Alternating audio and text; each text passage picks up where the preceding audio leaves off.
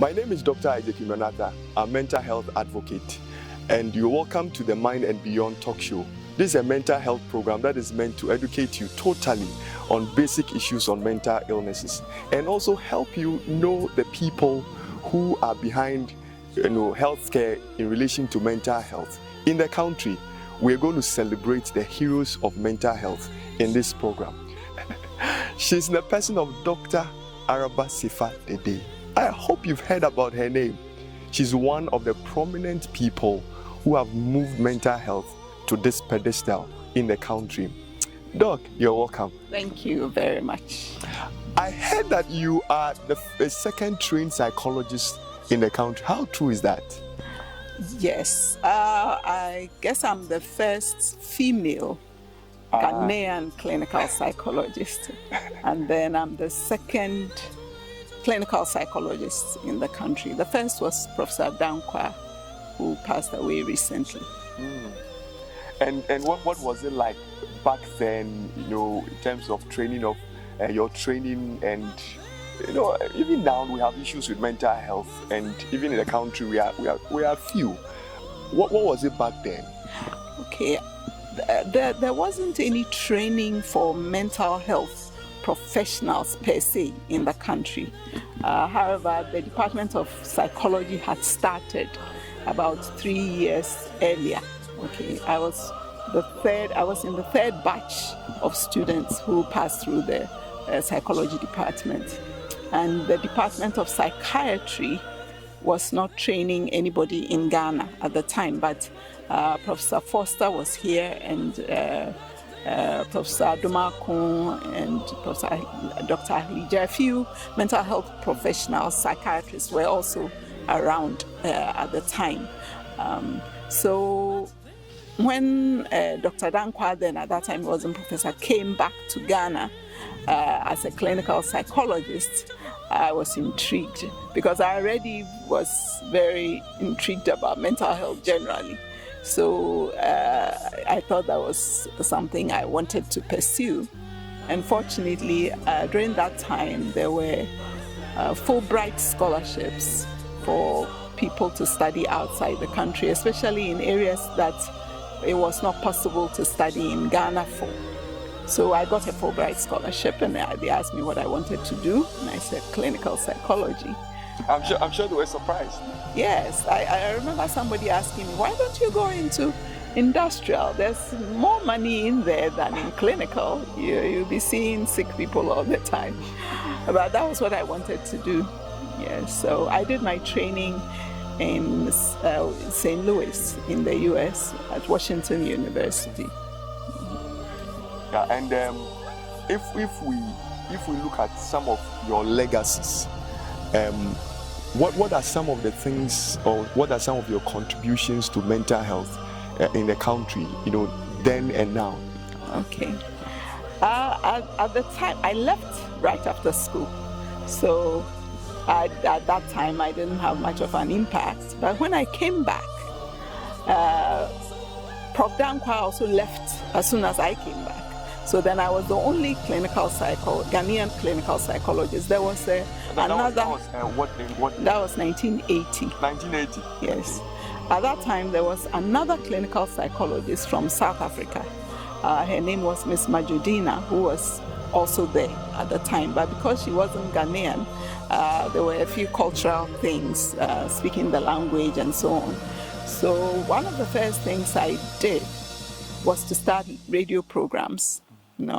I got myself invited to all kinds of programs to talk about all kinds of issues: stress, parenting, actual mental health conditions. And so I was on TV quite a bit. And I think that made an impact.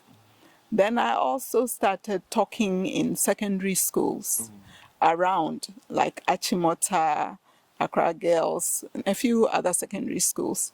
And especially with Achimota, I think I made quite an impact because I know many... Are you an old student of Achimota? No, I'm not. I went to Wesley Girls. Ah. But Achimota was close by. Okay. So I know a few people who said they got interested in clinical psychology because they listened to me. And at that time, actually, I talked to mainly the Christian groups, but brought in mental health issues that were pertinent to their growth as young teenagers.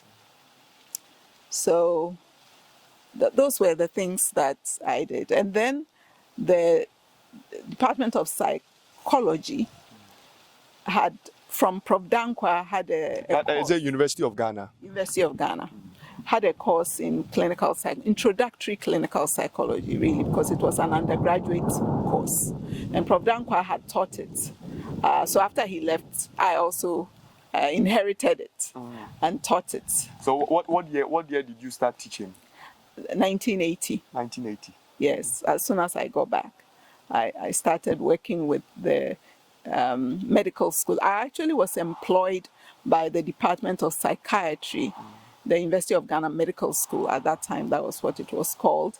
But I did part-time work with the Department of Psychology. But you taught me. You taught me in med school. That's what you said. I don't remember.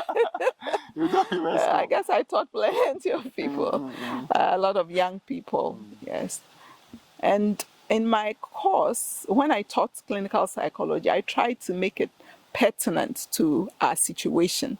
So there was always something about mental health, how it's been treated in the past, and what they did with the knowledge that they had, and how we can augment it with the new knowledge that we have.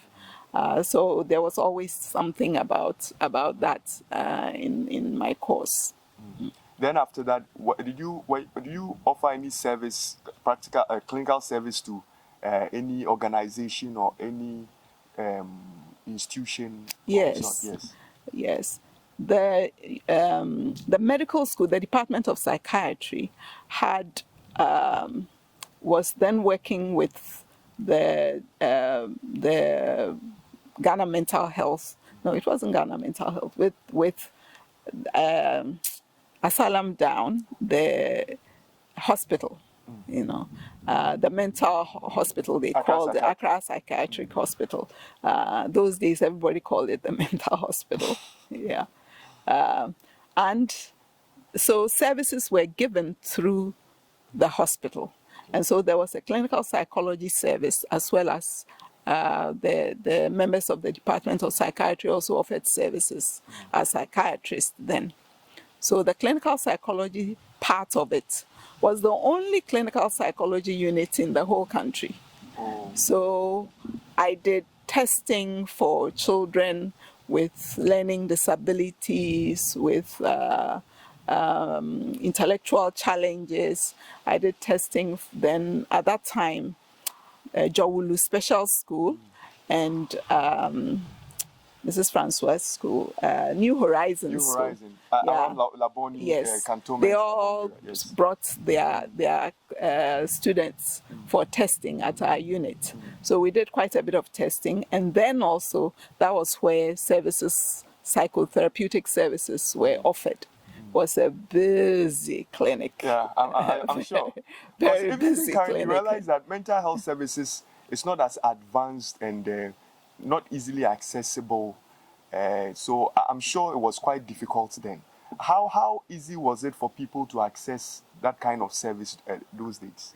You had to be, well, some people just got to know from the radio programs and TV programs, so they just walked in. So we had a walk-in part. Then the hospital itself also, through the psychiatrist, would refer patients who they thought needed the extra help. And sometimes the nurses who had people, who worked with people on admission, would refer themselves. They would come and say, well, there's somebody on admission and we really think that they would benefit greatly from, psychotherapeutic services. So there were referrals from all these places. And sometimes the churches would refer, because I used to do a lot of talking to in churches and things like that. So they would also refer people if they thought that they needed help.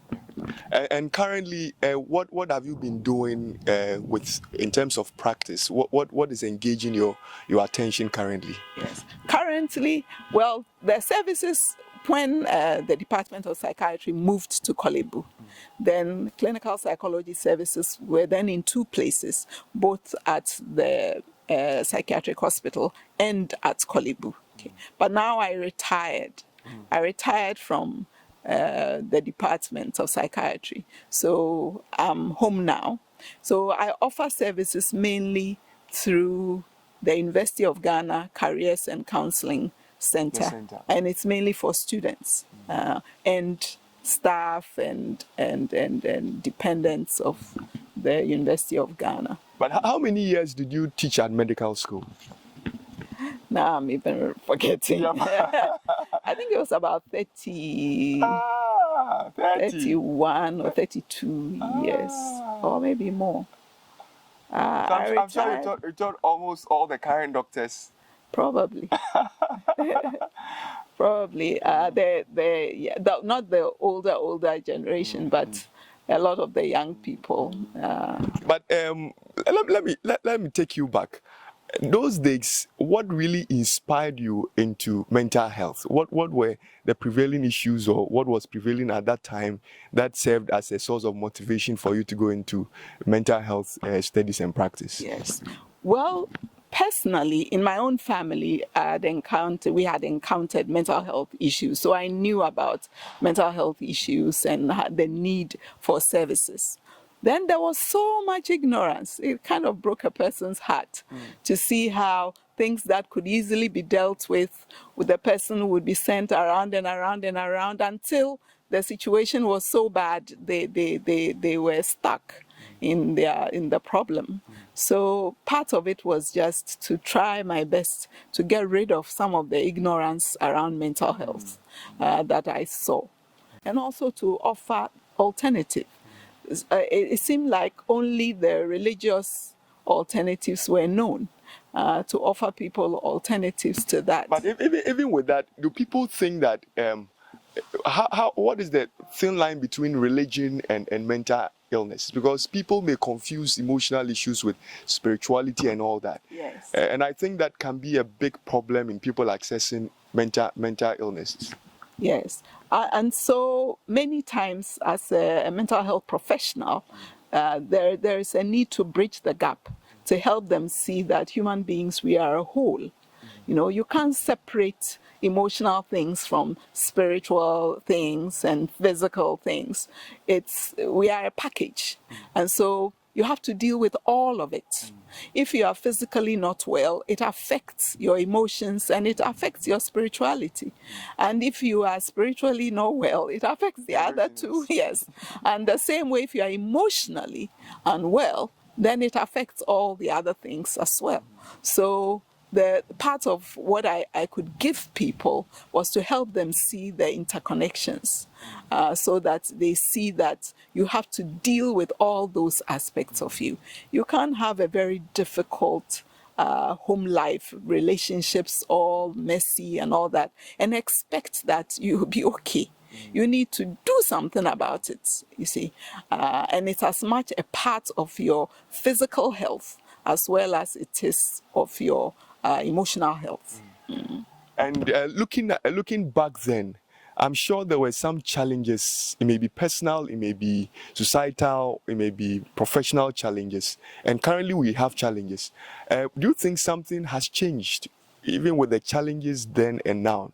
And what are they? Okay. Well, now I'm not so overwhelmed with work because one of the things that after a while, just to go back, I remember saying that I didn't want a one-man department. So we couldn't train mental health professionals, just me. I mean, clinical psychologists. I didn't think it was fair to the students. But when my first students who had gone out came back, immediately we started training. So that was now Professor Angelo Furiata and Notedra, who was around all the time. They all taught me, actually. Yeah. So when they came back, so then we started training. At least there were 2 of us, and then there was the Department of Psychology too. And since then, we've trained quite a number of. So then you were like 3 people in the department? Yes. Ah. Even in the Department of Psychiatry, there weren't that many people. For a long time, it was Prof. Adumako and Dr. Lamte, who now has his own practice, and myself. Yeah, and adjuncts, people who did part-time. And then eventually Dr. Hini came to the department, and it's been just a few people. So the training is now beginning to blossom. The seeds that were sown then. So now we have so many young psychiatrists who are training. Some have finished their training. As for clinical psychologists, we now have so many. We have so many. And then other places also started training. So we have clinical health psychologists. We have counseling psychologists. We have careers and counseling psychologists from Winneba and Cape Coast. So there are now quite a number of people. So the work is not on only a few people's shoulders anymore. So I'm sincerely privileged to sit here with you. Actually, I've heard so much about you. I admire you totally. You inspire me in every way. Thank you. I know you've made a lot of sacrifices for the nation to bring us where we are in terms of mental health care. On top of your list, what do you think, at what point do you think you had to make some sacrifice for us? I'm just wondering.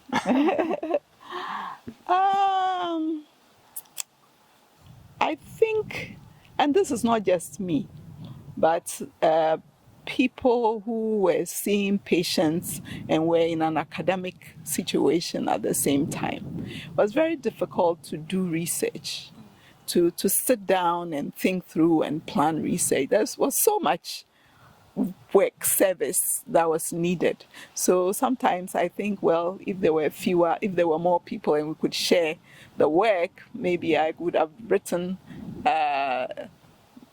a few more articles or, done some writing, which I didn't do so much at the time, because there was such a need to help people. So you virtually had to shelve your personal stuff in order to care for others? Kind of. Though I always think it's a choice people make. You have to figure out which one is more important. And for me, the clinical work was more important than the academic one. Do you think that currently we have been able to overcome most of the challenges we had back then, or you think that there is more that has to be done? There's loads more that have to be done. Some of it is financial. It has to do with the amount of money the government gives for mental health services. But that is also linked to the general economy, and priorities that the health service has. Why don't we prioritize mental illness? Because I read WHO, I think in 2015, said that about 2/3 of all illnesses have psychosocial implications. Yes. So why don't we? What do you think is the problem?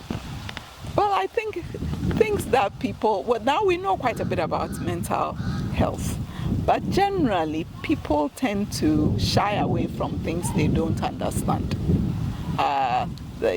That's how stigma also comes about, that when you don't understand something and it kind of scares you, you move away from it, you push it away. It's them, not me, So, and that's part of how come mental health services generally are poorly funded. It's them, they're crazy people.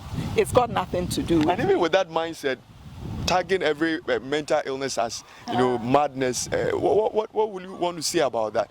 Because there is so much more to that. Yes. It's interesting that many times you get people in authority beginning to understand when they themselves have to confront a situation that needs mental health services. Okay, then they begin to understand that anybody can have mental health problems, and in fact, many people that people don't think have mental health problems do. They do. It shows in the way they interact with other people, the way they run their lives, and so on. They do. But they don't want to talk about it because they are afraid that if you talk about it, you'll be stigmatized. People will think there's something wrong with you. I think if we talked about it more often, then people will see that it's normal to have these things happen to you, and therefore they will be more willing to ask for help, you see. And coming down to you, and in terms of family life and marriage and all that, how many years have you married? Sometimes I wonder, I forget myself. Well, we got married in 1978, so that's about 31, 41. I think 41. 41. 41 years now. And how did your professional life influence your marital life? It just made it, we had to work as partners. There was no way around it. My work was demanding, so was his. So we had to find a way of sharing things so it didn't become unwieldy. So, for example, when the children were young, we virtually ran a nursery in the car. So he would make sure his classes were in the afternoons, and then I would go to the hospital in the morning, and if I had teaching to do, I tried to do it in the mornings. And then, so after 12, he would come pick me up from the Accra Psychiatric Hospital, and the clinic was busy. So at that time, the few students who were there would be there waiting for my attention. There would be loads of people wanting to also be seen, and then I have to go see to the children because my husband also had to go to work. So I'll be saying, give me 2 minutes. And that 2 minutes will be 10 minutes. He will push on the horn. And I was thinking, just a minute. And they'll say, please, can you look at this one? It was terrible. But somehow he would have to be patient for a few more minutes, and then I would go. So I decided that as for my students, they could come home. So some of them would come home, and I would talk to them at home. And we came to live on the campus. So campus work, everything was from home. And then the Accra Psychiatric Hospital was for clients. And with what you've shared, what would you tell women who work and are having challenges with marriage? And there are a lot of women now who may think that, okay, I don't want any disruptions with my work, so I won't marry. Or the others who are also married and are having problems. What would you tell them? Yes, I wouldn't tell women alone anything. I would tell couples, that if both of you are professionals, and at the moment you need to be professionals, meaning you both work, not necessarily that you have professions, but you both work, you have to have a partnership. It can't be all the work on one person. It's not possible. They will end up breaking down, or they will pull away from the marriage, and it will start causing trouble. So they need to work together to figure out what will be best.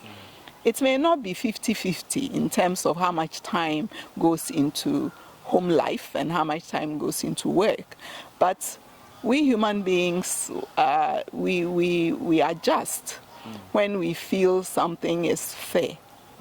When it's obviously unfair, then it breeds resentments, and then it starts causing trouble. So once two people have talked it through and they figure out what will work for them, it's fine. For example, my husband had to get used to people coming to ask for me at home. You know, now I'm home, but they have probably call you sometime in the middle of the night. they have an emergency. So, and they will come to the house. So we finally had to have some arrangement. That's why when we actually built our own home, we decided that there will be one side of the house that will be for clients who come in. They don't have to come through the main house, because where we lived on campus, it was all the same, and sometimes it would be very difficult. There was no privacy, you know. Somebody will be crying and talking about their problem, and you can kind of hear them if you are in the house. And people don't want to listen to other people's problems, you see. So that's how we kind of managed.